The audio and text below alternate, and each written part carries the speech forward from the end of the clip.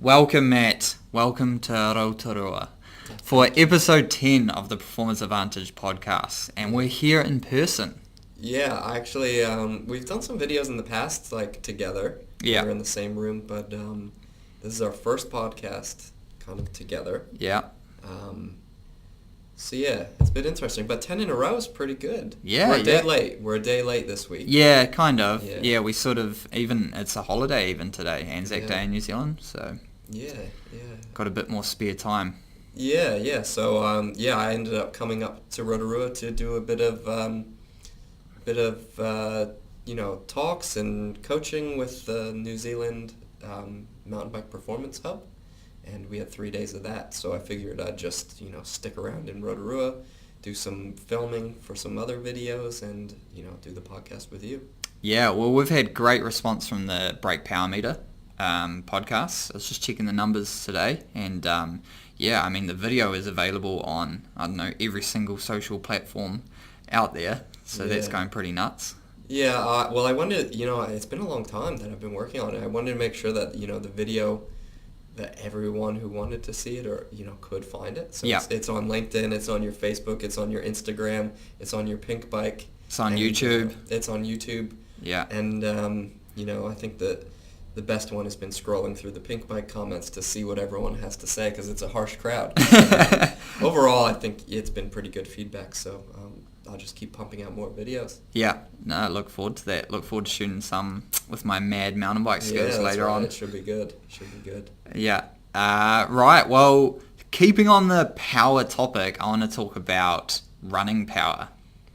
This should get you going a little bit. Yeah, well, I love talking about energy calculations and, power's up there, for sure. But running, I've started running, I will say, and, I can do, I start slow because I know how much it hurts, right? Yeah. So I'm doing, about 10 minutes straight before I start walking. So I'm slowly building up, but, when we talk about running, I don't know much about running power, so that's your area of expertise, so you're going to teach me a bit. Yeah, so for this podcast, we're trying to get a bit of structure in. So we've got some set structure, and then hopefully we can, we know when it goes up on YouTube, we can sort of segment it out, something new. So give us your feedback if you like it or not. Yeah. So Matt, why don't we run through the questions we pre-organized? Yeah. The benefits of being together. So we're talking power and running, pretty much since running began, we could, go to a track and run circles, and we knew what our distance was. Yeah. And we just timed that, so we could easily calculate what our pace was. Yeah. Now technology's kind of come a long way. We could use GPS, and now there's running power. So what is it? Yeah.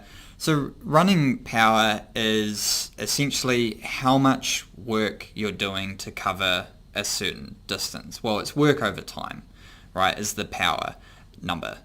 So when we, are running up a hill, we're obviously doing a lot of work to fight gravity and go up the hill. And now, rather than relying on pace, which is obviously going to slow, heart rate's going to increase.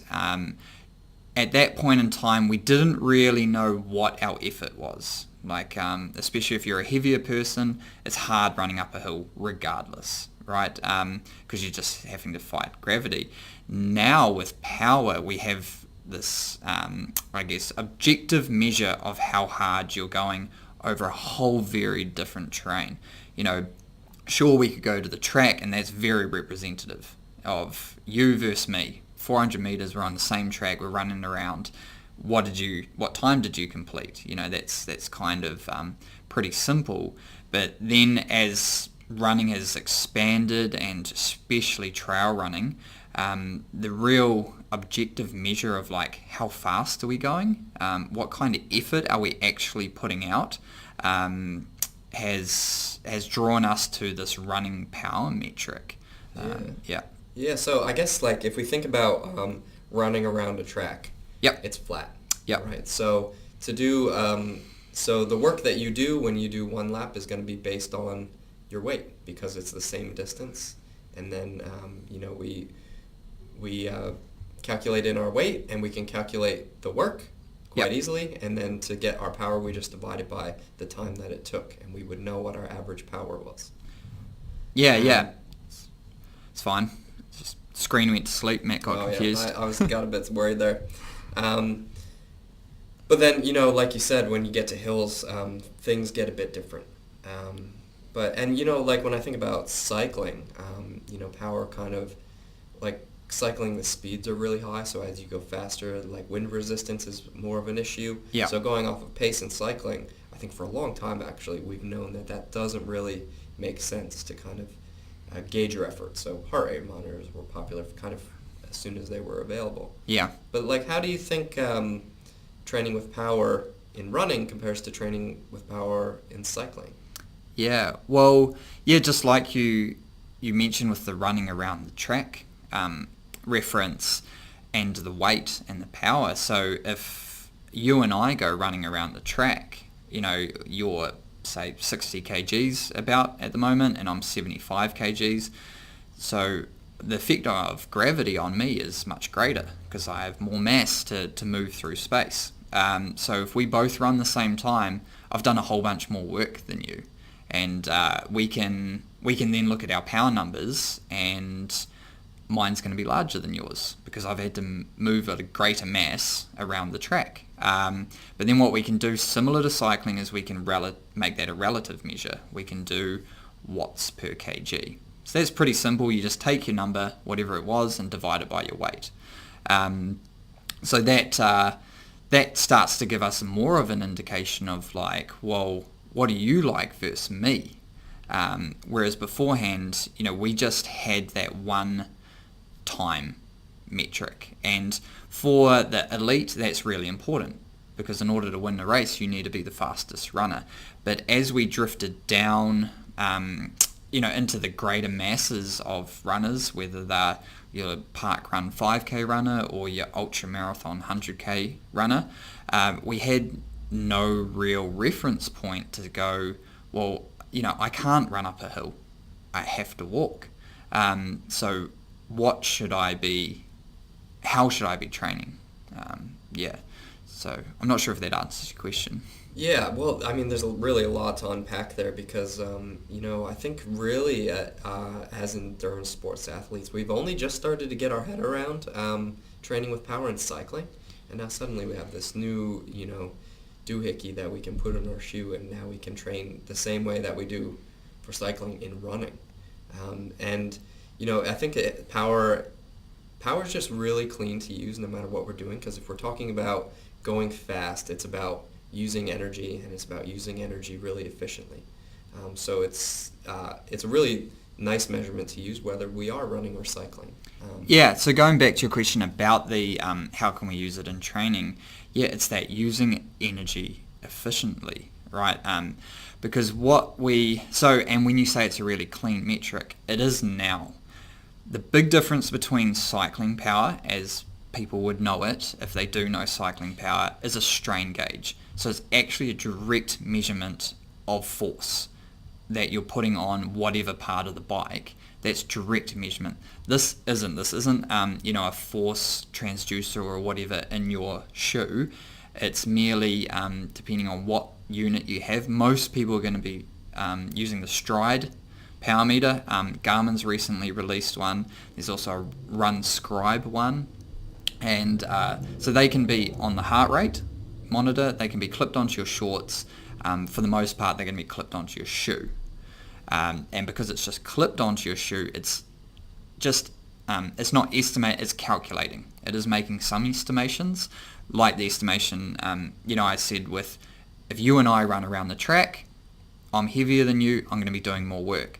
It calculates my weight, my height, my speed, and my distance, and gives me that power number. Well, you did this much work, well, you've had to do this much work to get around the track. Yeah. So there's that difference, and in terms of the calculation, it is so much better now, which is why I want to do this podcast now. And if you do go back to one of our videos we did on YouTube talking about the run walk, I said don't even worry about power. The only thing it's good for is distance, calculating distance. Well, they, due to the sheer number, and Stride were first to the party for this. So they have the user mass. And they've just cleaned their algorithm up so much, and even just the integration with watches. Before you had to, like juggle around with your phone and an app and all of this, and now it's so much cleaner. So we're really at a point now where I've been using it the last few months, getting back into it, and it's just so much cleaner. It is a lot more stable. So we are getting this really clean metric that is telling us, like what are we actually doing? I think like if I think about what we do in biomechanics, we've been calculating lots of things like this about we can calculate jump height just from someone's time in the air, and like the calculations are pretty similar. Like we know what gravity is, and we know like if someone enters their weight, then there's lots of things we can calculate with just a little tiny sensor. But I think, so far maybe one of the biggest weaknesses has been kind of trying to get that distance measurement, because we've been relying on GPS to get distance. And that distance measurement is a super important part of calculating power. Yeah, and also, that distance measurement is super important in terms of calculating pace. So if we just go back to the start and go, what we're using at the moment. Okay, so most people are relying on pace. They want a good Strava upload. Obviously, Strava's important. Yeah. You were scrolling your Strava this morning. Yeah, I was. So you want people to have a look and see your overall run. Oh, yeah, they average like a really good pace. And a lot of people are using pace. I want to run a marathon, whatever distance you want to run. You want to run it in a certain time, so you need to run a certain pace. So then people are relying on pace and training. Like, well, can I do this pace? And often intervals are going to be over-paced, but you're still looking at pace.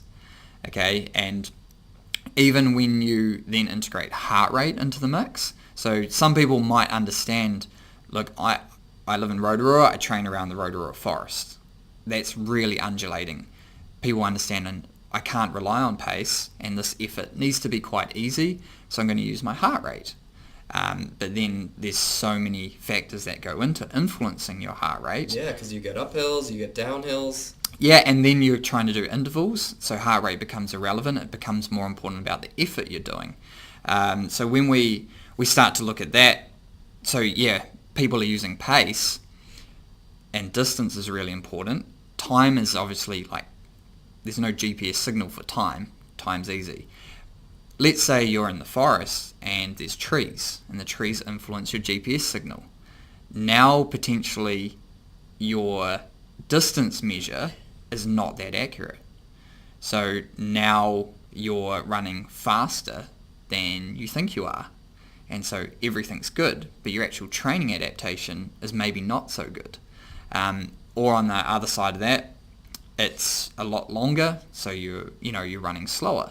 So now you're trying to run faster, but you're trying to run even faster than you should. And then there's a hill, okay? And so now you're getting into the hill and you're running even slower, and maybe your GPS signal isn't that good.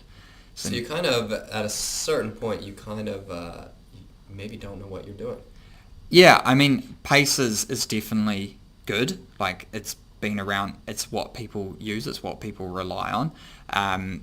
But yeah, I really don't look at, in terms of the majority of my training, I'm looking at heart rate, and now above, that's my aerobic based training. So I just use heart rate. If I'm going up a hill, I don't really care what my power is or what my pace is. I'm using heart rate to say I need to be easy. It's really easy, below a certain limit, regardless of what influences are on heart rate, heat, tiredness and all that kind of thing. I'm just going, this needs to be an easy run. Heart rate's super easy. Yeah, so do you have any idea how much going up a hill is going to affect your pace? Have you ever kind of looked at that and be like, well, no way, I can't use that? Like, can you give us any kind of numbers of how that's affected? In the pace? Yeah. No, it's just so complicated, because if you're super lean, then your power to weight is obviously really good, because you don't have excess non-functional weight. Then the gradient, like some gradients in terms of running aren't going to slow you the same as other gradients. Then there's your fitness level. Like, some people are going to be able to run a gradient. If you just go, what are you going to lose up a hill? Some people can run a gradient, some people have to walk a gradient. Yeah, sure. Like, there's some hills that are steep enough in the Rotorua Redwoods that, like, it's pretty much climbing up the side of a hill. Yeah. So if you're using pace to kind of gauge your intensity on that, Yeah.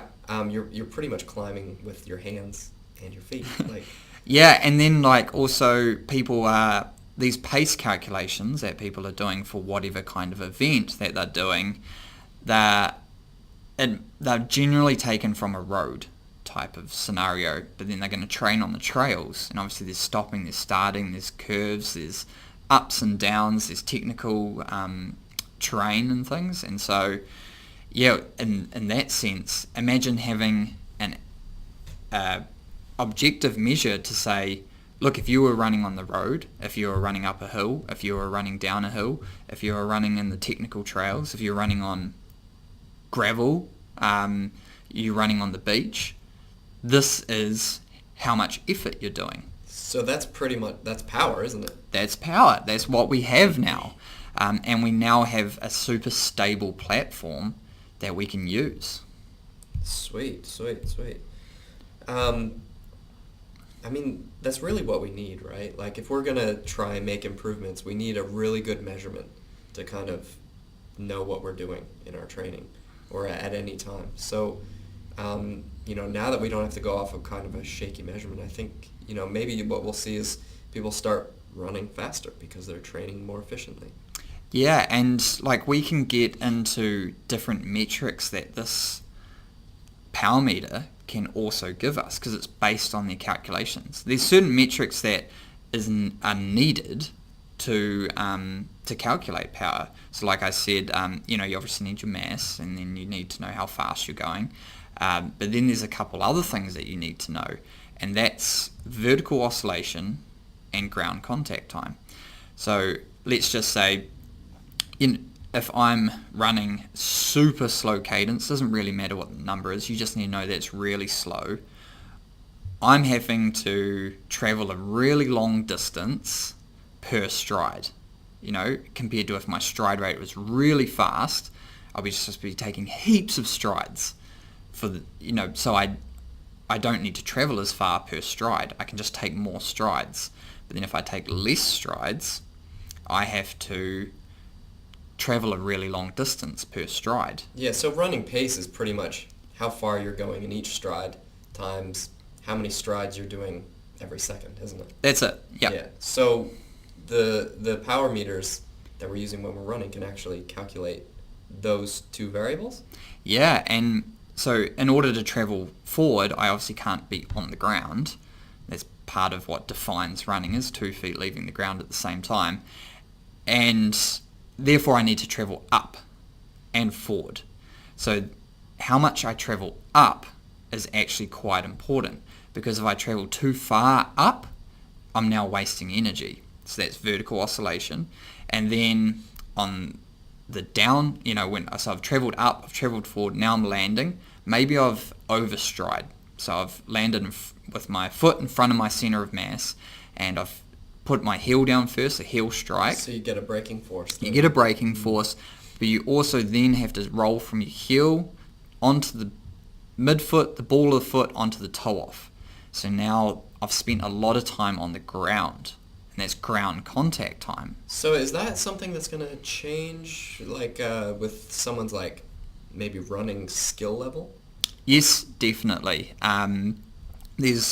So those are just a couple of metrics that are going to be really important. If what a lot of people who have come straight out of the office and think, and are getting into running due to tight hip flexors and hamstrings from sitting down all day, the general posture is such that it's slightly slouched. So so often it's an overstride, what people are seeing. So you can see, hey, maybe I actually need to speed up my cadence. So you've got that cadence metric. You can get that from your watch as well, but you don't get has that improved how much time I'm spending on the ground and how much time I'm spending in the air? These are both important metrics to your overall power, and because both of those aren't contributing to your pace. Yeah. So it's like a if you're jumping high into the air, it's like when you're skipping, I think everyone's kind of run down the street skipping. Yeah, right? yeah. You know, even if they don't want to admit it. But like every time you're skipping, you're going really high in the air. Yeah. And that takes a lot of energy, even if you're going like quite slow. Yeah, and so if this all sounds quite complicated, like, oh, how am I supposed to figure all this out? The stride power meter give you a form power. So you have your overall power number, right? So that's the energy you're doing, the work you're doing over time. And then they give you this form power, which is the amount of energy over that same time you're losing. So it's like wasted energy. It's almost like braking, eh? It's braking. Yeah. It's like the brake power meter. Yeah, so it's like, if you know, for you mountain bikers out there that are listening, it's like how much energy are you like giving back to the trail by slowing down? It's funny actually, because biomechanists like think when they think about running, like if we drew like someone's center of mass as they're running, Yep. kind of going up and down and forward Yep. as they go along, and what our muscles and our tendons are doing is they're kind of absorbing energy in what they're supposed to do. If it was a perfect spring system, is they would return our energy back to us, and we could just kind of bounce around like bunnies. It's not a perfect system because we need to use our muscles to kind of stop our center of mass from slamming into the ground with every step. So it takes that energy, and then we need to return it as well. And I guess if we're going too high every time, we're just kind of wasting energy. Yeah. So when we run, we obviously, like, you go to your skipping analogy, which is great. You know that when you leap up and you jump back down, you don't just completely stop. There's some kind of spring bounce force that's involved there, and the stride can actually give an interpretation of that, which is called leg spring stiffness. So that's one of the metrics that it spits out at you, and that can really just tell you, again, where you're potentially losing some of your energy, and where that sort of leg spring stiffness and also the form power are quite important, is tracking over time. And tracking over time in terms of your training plan. So maybe your training plan, is 12 weeks long. You can have a look, hey, have I improved these? And then you can also track over time within a race. So if you're doing, we're going to bring up one of my files here from a 100k ultra marathon. Yeah, let's bring it up. Okay, I'll bring it up now. So for those of you who are watching or want to watch, it'll be on Facebook or YouTube. And so when we have, your form power. So can you just actually start from the beginning and just over it? Because what we were doing before is we were looking at kind of how your power matched up with your elevation. Yeah. All right. Can we do that just to kind of show everyone?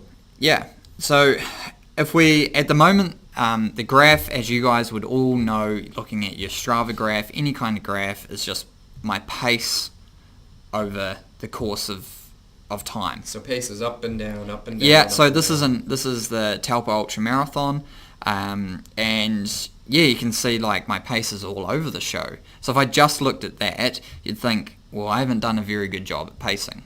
Okay. Yeah, it looks like what you did is you were speeding up and then you were getting tired and maybe slowing down. Yeah, well, you'd think that. So what we can do generally is just overlay elevation, right?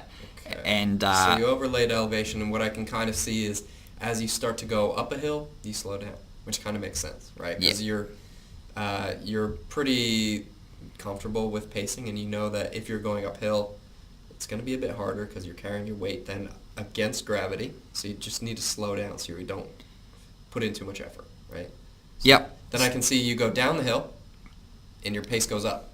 Yep. So that's that's around this section. You can clearly see there's whoops, I'll exit out of that. So yeah, you can see that when I'm going up, I'm going slower. When I'm going down, I'm going faster.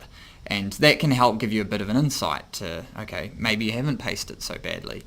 Then what we can do is, how did you know how to do that?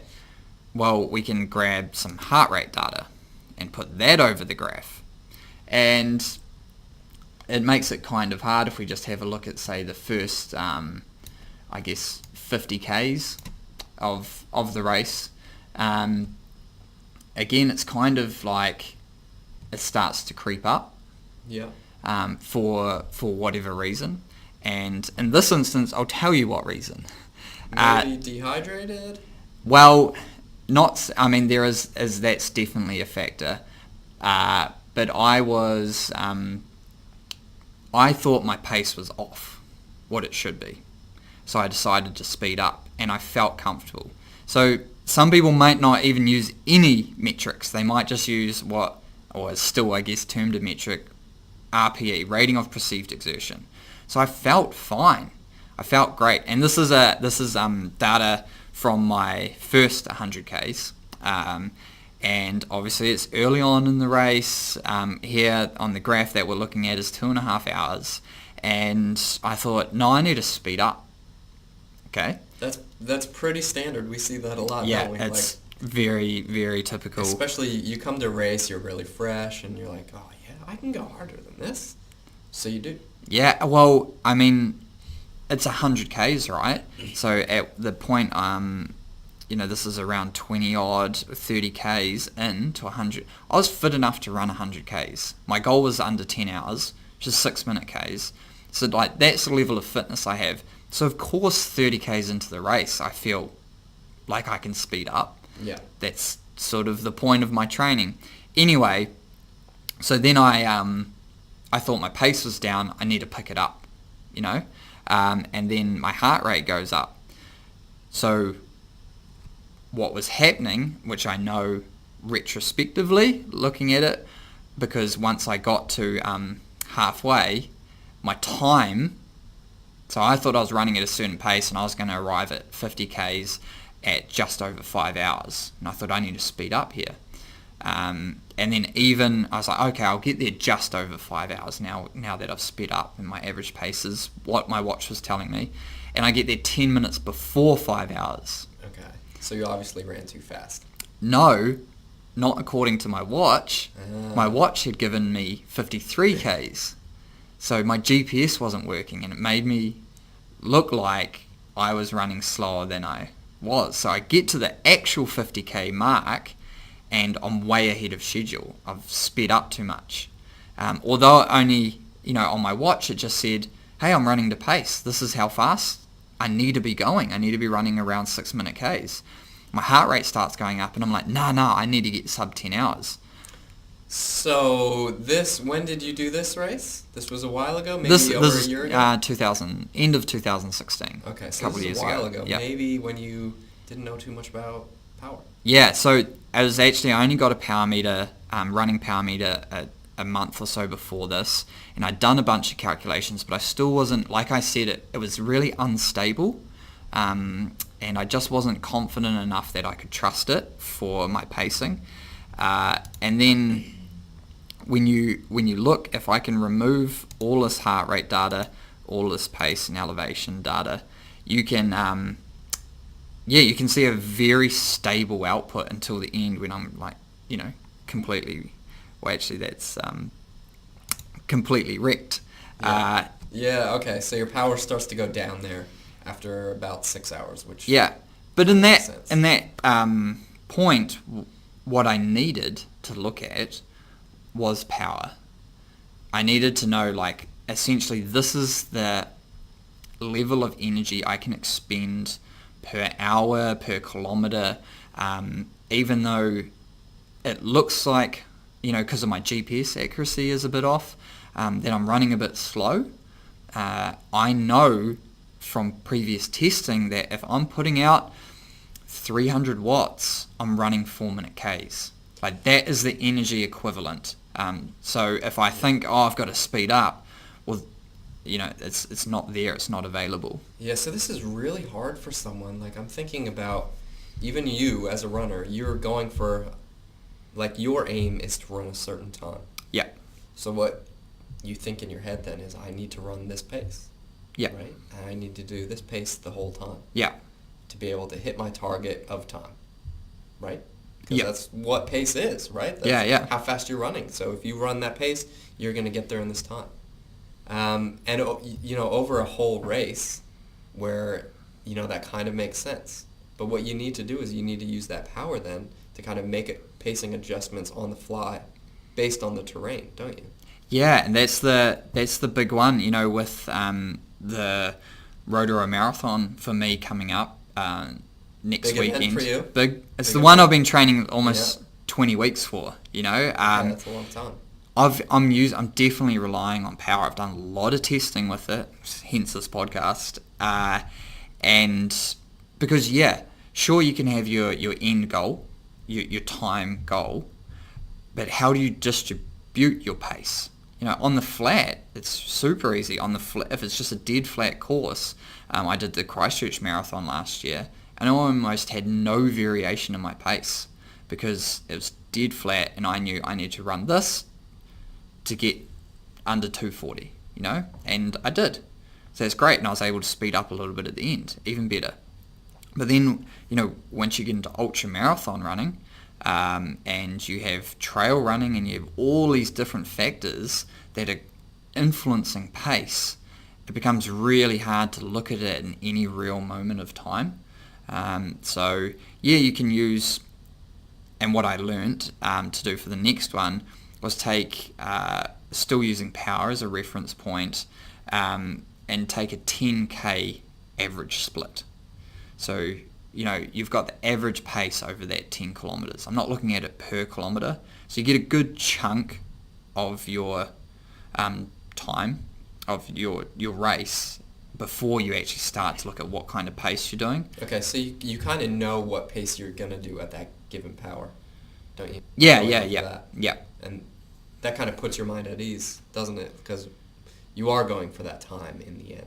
And we see this actually a lot with mountain bikers, where they want to race for the win, but they also, need to race kind of according to what they can actually do. So it's about finding that fine line of using your technology that you have to pace properly and to reach the outcome goal that you have, and also kind of racing to the race. Yeah. Right? Which is your pace in running. Yeah. So it can be, it's not foolproof.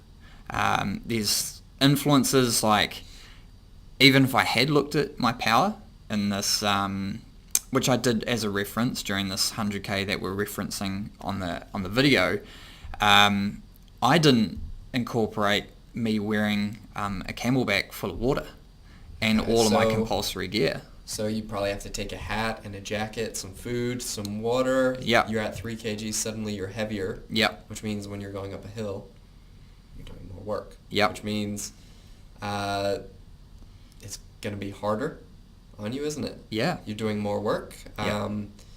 Your pace would slow, wouldn't it? With Yep. 3 kgs? And how did that affect your power?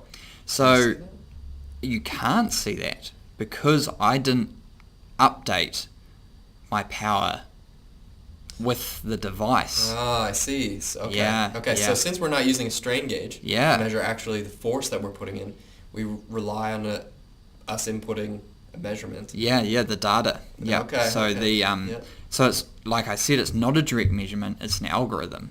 So you can generally you in your general training you're running without anything. Maybe a heart rate monitor, maybe even a little handheld drink bottle, which is going to add a couple 100 grams, which is going to be empty by the end. Not a big influence in your power. But when you start to add 3 kgs of non-functional weight, now I'm running up a hill. That's of your weight. Yeah. So and it's saying, hey, you're running at here 340 watts. It's max power, so 213 watts. And you're like, oh, cool. I know that's just over 6 minute Ks. Right, for me, and there's a blog that'll come out with this podcast reference breaking this all down, and in actual fact, I'm not going to be running just over 6 minute Ks at this power output because I now have to try and carry 3 extra kgs. Yeah, you're doing all that extra work. Yeah, so it didn't incorporate that. So now we have a situation where if I didn't understand my data properly, which I said, I wasn't ready for power just then, now I've got heart rate, which I'm kind of ignoring, and which I probably should be utilizing in the initial stages, but is almost irrelevant because of fatigue over the next sort of 50 or 75, after 75 Ks, right? And now I've got pace, which if you, on this graph, I'll put my elevation data up, and you can see where GPS is almost like didn't work. It pretty much disappeared. Yeah, because we went so close to the cliff face of the Taupo lake that it just played havoc with it, and it just becomes a straight line. So pretty unreliable if it's a straight line, isn't it? Yeah, and so then, when you're trying to incorporate pace and different things, it becomes like, now I can't trust my GPS, I can't trust my power meter because I didn't understand the metrics properly, and I can't, in the initial stages, I can't trust my own perceived exertion because it feels way too easy, and I think I should be running faster than I should. So like, what do we begin to look at? Yeah. And that is the art. You can't just rely on your numbers, because sometimes they're going to be wrong, and sometimes they're going to be right, and you feel wrong. That's why training's fun, I guess, because it's about dialing in kind of everything to get our best performance. I think it's safe to say though that you're probably going to use the power meter for the Rotorua Marathon. Oh yeah. So it's so hilly that you want to understand what that's taking out of you, especially the important phase. So I did an interval session that incorporated the hilliest part of the race to have a look at what kind of power and pace that those hills were taking out of me and what I was gaining on the other side. And the thing with running compared to cycling, like, you can put out a big effort to get up the hill and then you can coast down. You can't do that in running. No, you're still running. You're still putting out, so say I could go up at 4-minute Ks and down at just over 3-minute Ks. Even just to go down at 3-minute Ks, I'm still putting out the equivalent of the 4-minute Ks going up. But to run 4-minute Ks up, I'm putting out the equivalent of like the 3-minute Ks. So there's no respite, and so you can afford to go over a little bit. But then it was like, in terms of, if you're just looking at pace, there's no way you could guess what pace can I go up this hill versus what can I gain on the downhill. Yeah. Whereas like, I know that my power output around 340 watts for this race, which is what I want to hold for the Rotorua Marathon, is what I'm gonna, it's a great reference point when I'm running up these hills and everyone's feeling good and flying off. I go, well, I know, like, beyond that is diminishing returns. Yeah. So, like, when it comes time to race, I think, people might think you have a locals advantage when actually maybe it's a bit of that, but you also have a technological advantage.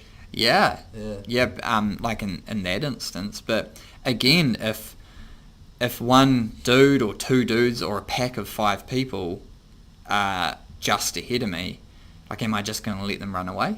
And so that then becomes the art and the self-control. Like when I did the run walk, these I was in 4th place and these 2 guys at halfway were over 5 minutes ahead of me, and I ended up 2nd place. But to let them run away with the overall strategy was really, really hard. Yeah. Well, you don't know until you try, and that's what we talk about when we talk about pacing. We talked about that on our pacing podcast. Yeah. Where we said, just try it and just go slower. Just try and slow it down in the beginning. And then like with now that we have running power, you can see it even more. Like if it's a particular kind of trail event, and you go, oh, actually I didn't slow down. I thought I did, but it's just that it finished up a hill, or I thought I normally can run 10 Ks in 50 minutes, but it took me an hour. I don't know if that trail was that hard. Well, you can look and go, oh, it was 300 watts versus 298. Like, that is very similar. This is kind of where we were in cycling sports about 15 years ago when power meters weren't the norm. And, people that thought the data was confusing because it kind of is. Like, there's new numbers and stuff. Yeah. And I think running is kind of at where cycling was, 10 or 15 years ago. And then, braking power, and braking is still not even where running power is, because there's still a lot of understanding to go before we totally have that dialed. And these things just take time. Yeah, I mean, so the running power meter, the Stride power meter is $200. So I would consider a reasonably small investment if you're into the data, or if you're interested in talking to someone like myself to get a better insight into how you're training. Then it's just going to be so much more valuable, being able to track these things over time. Which you can see things, how much weight has an influence on your power, because you have the power to weight, the watts per kg. And the other thing it's able to do, now that watches are getting more advanced, the watch can choose to take the distance and speed metric from your foot pod rather than GPS. So when GPS drops out, when the GPS signal drops out, it doesn't start to guess later on when it gets another signal, maybe 30 seconds, maybe a minute, maybe 2 minutes later, and go, oh, you probably travelled a straight line from here to here. It can now start to fill in the gap that, okay, over that 2 minutes, your foot pod said you actually travelled this far. Yeah, okay. So we have a bit of options as the technology kind of catches up. Yeah. How many years do you think before everyone's using a running power meter? It really, how many years? Still 5 to 10. Like, what is going to be the game changer will be when they're integrated into the watch, or they come stock standard. Like, so Garmin's new triathlon pack has a power meter built into the heart rate monitor. So obviously heart rate monitor is around sort of your almost center of mass. So it can measure the vertical oscillation and all those kind of things. So yeah, like now people are starting to get it almost like when people got GPS on their new heart rate monitors. They're like, okay, I'm looking at it, but I don't really know what it means. So people are starting to just get this power data like they get cadence. So everyone pretty much with a watch that was made in the last 5 years will get cadence. Every runner who looks at it, maybe 5% of people. It's that, and now we'll get to that, and then people will get to understand it, and people will go, actually, well, I've got power numbers now. Why do I need pace? They have a good measurement. Yeah, and it'll become more stable as more people use it. Like with Stride, now they've been able to integrate all these different terrains. People running in the snow, people running on the sand, people running on gravel, people running on mud. All these things are just making it so much more accurate for us to go, what's our objective point of output? Yeah. Because what we need to realize is that when we're using a device, all these companies have all this information. They have just massive amounts of information from running power, from cycling power, and probably what most of us don't realize is when we sign up to, yes, we agree to the terms and conditions, we're pretty much agreeing to give them all that information, however they collect it, and they can kind of do whatever they want. And that's really not a bad thing. Your Google's doing it, and your Google is listening to you right now to kind of give you a better Google experience. And your power meter companies are looking at your power meter data right now to give you more accurate and more usable and just better running experiences. Yeah. So, and as they do that, everything's just going to get better for us. Yeah, more user friendly. At the moment, I don't think you need a PhD to understand a lot of this data, but you need to be very mathematically minded, and you also need to be you want to be a high level user of your technology, of your, I guess we call them wearables, like sports wearables.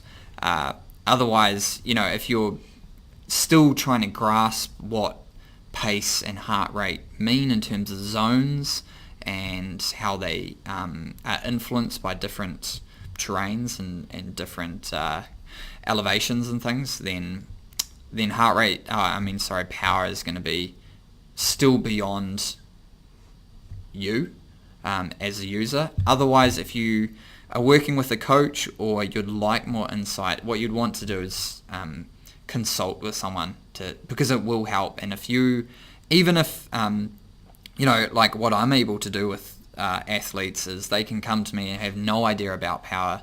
I can run some tests within their training over the course of a month and then go, okay, for this marathon, this is what you need to do.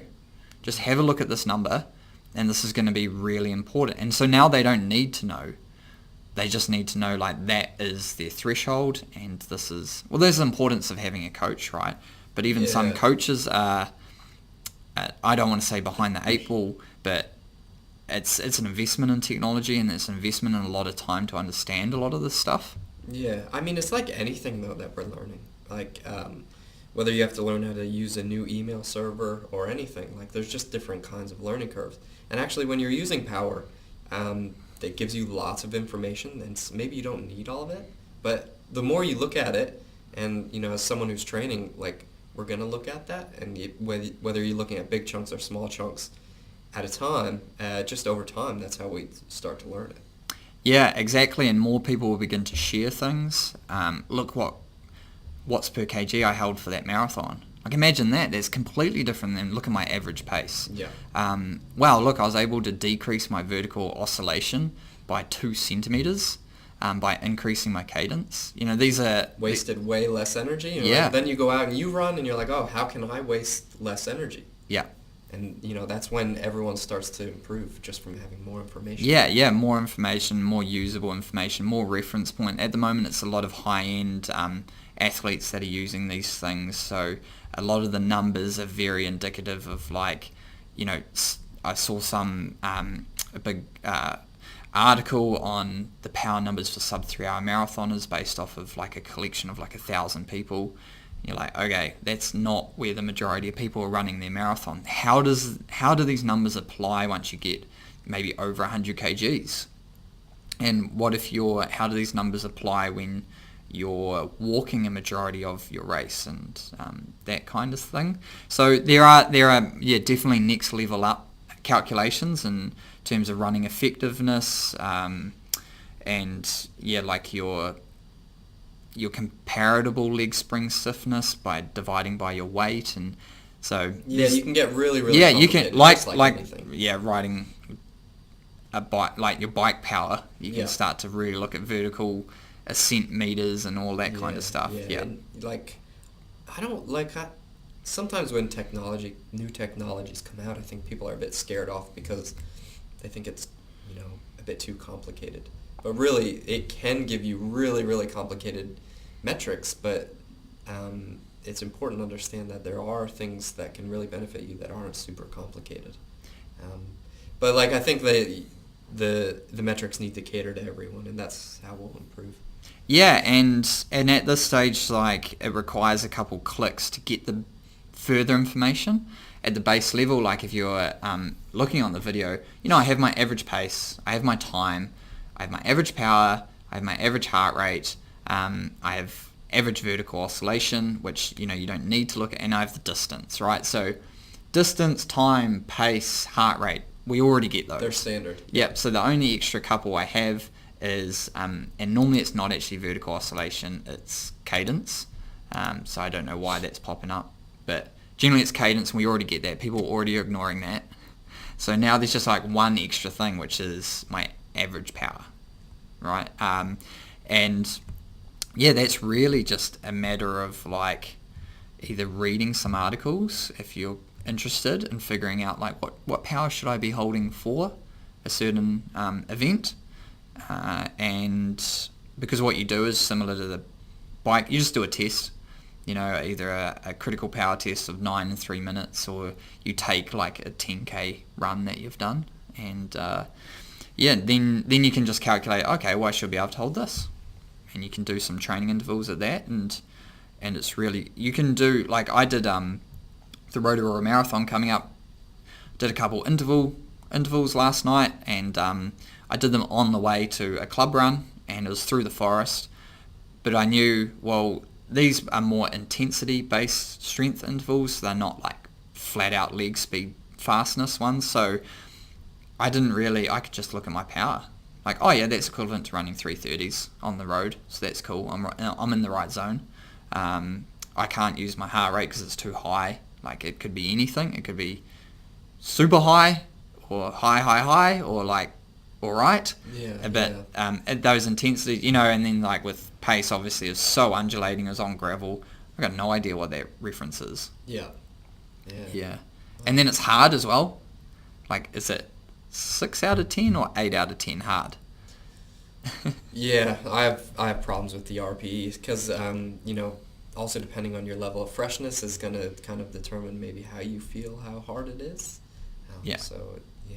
Yeah. Well, if you finish a marathon and I ask you how hard it was out of 10, is that how hard it was at the start? Hopefully not, because hopefully I paced it properly, right? Yeah. But I wouldn't. It would just be hard for me the whole time. Yeah. It would be the 8.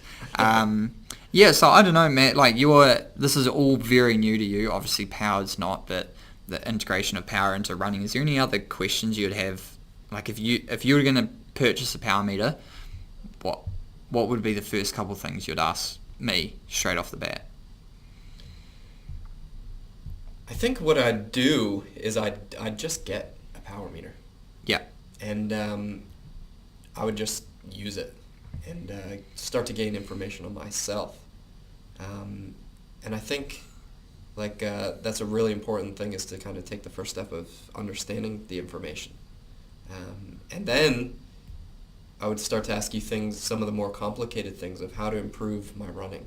Yeah. Things like how to improve that vertical oscillation, how to kind of change my cadence, what my cadence maybe needs to be. Yeah. For me, I'm not a runner, so I'd have to start, kind of at the basics. And it'd probably be about how to find my perfect power for running. So really, I'd need to get my head around the information that I'm getting, and then I'd need to come to you and be like, okay, here's what I got. What do I do? Yeah. Cool. And that's, I hear this time and time again. It might be someone coming to me for coaching advice or a training plan, and they go, once I get fit, I'll come and see you. Or once I'm ready to enter this event, or once I get over this injury. But the thing with power, and I'm in no way associated with Stride or any other power meter running company, and getting a coach and all of these things, or seeing a dietitian, or starting stretching or strength, is like, if you start right now, you're ahead of the game. Yeah. And so yeah, $200 is free shipping worldwide, I think, for the Stride, $200 US. I'm pretty sure it's US. I don't know. Probably is. Yeah, probably. I don't know if they integrate New Zealand currency when you're on the New Zealand website. Anyway, so let's say it's $300. That's going to be, it's completely waterproof. It's like bulletproof. They got a great returns plan. Like, I do sound like I work for them. Well, I don't know. Like, I see it's just a really good piece of kit. It's a pretty small investment. Like, if you're running trails, you most definitely should have it, because it's going to give you the best objective way to reference all your different efforts and track progress. Like, if you're really into that, if you're just out having fun, look, just don't even take your watch, But if you are getting into it, that's just start. Yeah, that's the important thing. Is there any place on your website where people can find more information about running? I know you said you had a blog. Is that? Yeah, so the blog will be put up with this podcast. So you just jump on pacoaching.tv/blog, and then there's that one along with a whole bunch of others. And it's not huge. It's probably a page and a bit, and I just run through how power did help me, didn't help me, or how it's going to help everyone. And I just talk about the 100K that I ran, and how all of these metrics influence, or like retrospectively were good to look at. So yeah, pacoaching.tv, and then beyond that you can, will at pacoaching.tv, or Facebook or Instagram or YouTube. Just comment, get in touch with me if you need help with this kind of stuff. And then otherwise, join the Performance Advantage members group, and I put up videos and talk about all of my races and how I've utilized this. And so it's a great resource for like simple monthly fee to jump on and check it all out. Yeah, cool. So no doubt you'll be using this power meter at the Rotorua Marathon. Yeah. Coming up. So I'll write a blog on that. Yeah, for sure. Cool. So I shouldn't stuff it up, right? You kind of have to win, don't you? I don't know about winning, but I have to do my best effort. Yeah, that's right. Yeah. That's right. Yeah. Cool. So, yeah, well, that'll pretty much do it. It's pretty cool to have you right here. Look in the eye. Yeah, that's been fun. Yeah. All right. Well, we'll sign off for today. All right. Thanks for listening or watching, everyone. Yep. We'll catch you next time.